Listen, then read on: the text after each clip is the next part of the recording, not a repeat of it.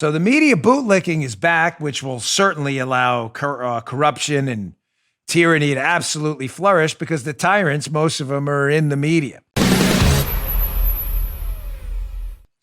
me just give you a few examples of how you cannot expect any serious press coverage of the corrupt Biden crime family as they enter the White House.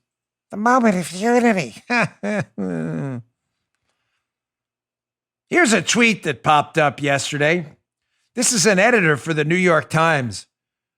Joe, we're back to the chills and thrills up the leg. No, literally. Check this doozy out. This is Lauren Wolf, blue check mark, Joe, New York Times. She must be smarter than us. She says, quote, the picture of Biden's airplane from yesterday. Biden landing at Joint Base Andrews now. I have chills. Of course you do. You're a Pravda-like media person who, of course you'd have chills. Your ideological ally, the big guy, in the back pocket of China, son took payoffs from the Soviets over in Russia. Of course you'd have chills. Why wouldn't you?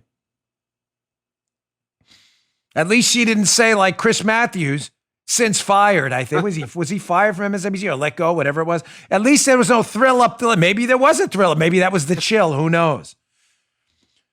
Here's a quick video from a commentator on MSNBC, literally in tears, cites a psalm at the end and makes God comparisons between Biden and God. Listen to this pathetic piece on MSNBC. It's about 20 seconds. Check this out.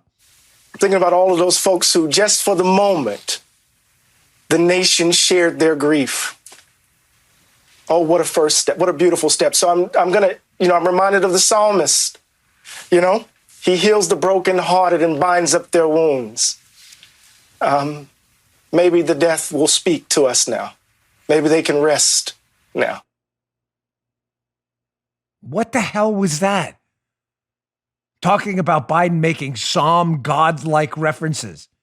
I'm pretty sure God didn't take payoffs from China and the Soviets. I'm just reasonably confident that that's using the Lord's name in vain. What a disgusting way to do that. Making references between this guy coming into the White House with the most corrupt family we've seen in modern presidential history. Making God references while you're crying? Weak. Give me a break. Here's another one. You can expect more hard-hitting coverage of the Biden crime family, Joe. Here's a tweet from the Washington Post. Hard-hitting, Joe. Hard-hitting. Here we go. Oh. You can expect some hard-hitting fashion coverage. The Washington Post tweet, perspective. In fashion, Joe Biden and Kamala Harris display their common ground. Pocket squares and pearls convey a stylish team's message. That's an actual tweet. Such hard-hitting journalism.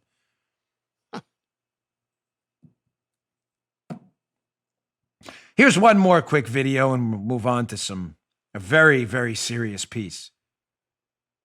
A very serious that I warned you about. Is national unity even possible anymore? I warned you about this in my second book, The Fight. I wrote that book years ago. There's an entire chapter on where this was going. Don't say I didn't call it. It's written there about 10 years ago. But finally, here's the most pathetic video of the day. A CNN commentator. This one defies description. Just watch it yourself and weep.